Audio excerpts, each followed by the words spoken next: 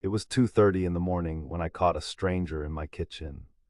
Holding a crowbar, he thought I'd be an easy target.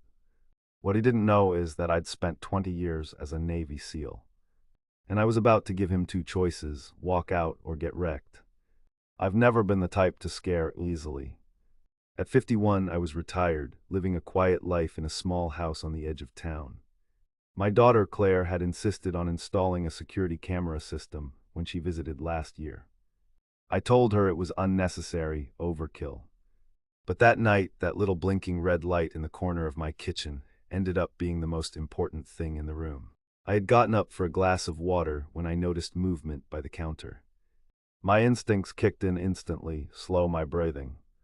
Scan the shadows, assess the situation. That's when I saw him.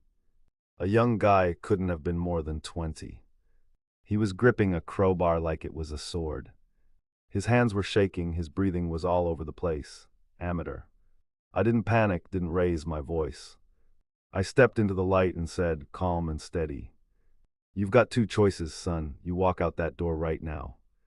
Or you find out what happens when you swing that thing at the wrong man." He froze, his eyes flicked from the crowbar back to me.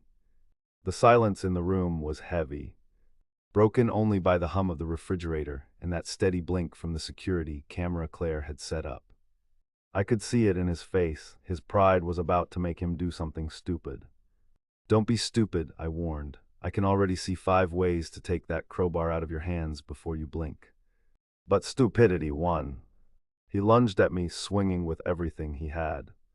To me it was slow motion. Training took over. I sidestepped, twisted his wrist. And in less than 10 seconds, the crowbar was clattering to the floor. He was face down, breathing hard, his arm pinned behind his back. I didn't hit him, didn't break anything. Just locked him down, controlled. Efficient, a lesson he wouldn't forget. As he cursed into the tile, my eyes drifted up to that blinking red light again. That camera had caught it all, the crowbar in his hands. The swing, the takedown, every second of it was being saved to the cloud. That's when it hit me. This wasn't just about protecting myself. This was about proof.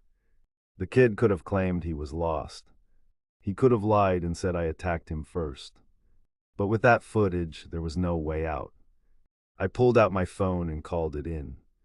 "Yeah, dispatch, this is Jack Mercer. I've got a would-be burglar restrained in my kitchen. You'll want to bring cuffs." Minutes later, I heard the sirens. The kid's bravado vanished the second the police walked in. His face went pale when they watched the footage on my phone.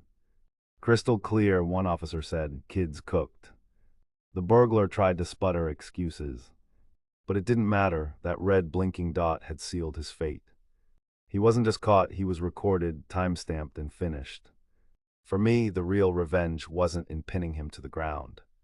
It was in watching his face change from defiance to fear to complete defeat when the cuffs locked around his wrists. Later that night, I sat at my kitchen table with another glass of water. I glanced at the little camera Claire had insisted on and let out a quiet laugh. I thought that thing was unnecessary. Turns out it was the best decision I never made. Because sometimes revenge isn't about throwing punches.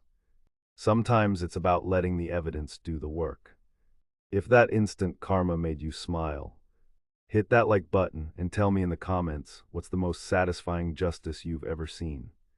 Don't forget to subscribe for more stories that prove sometimes karma has perfect timing.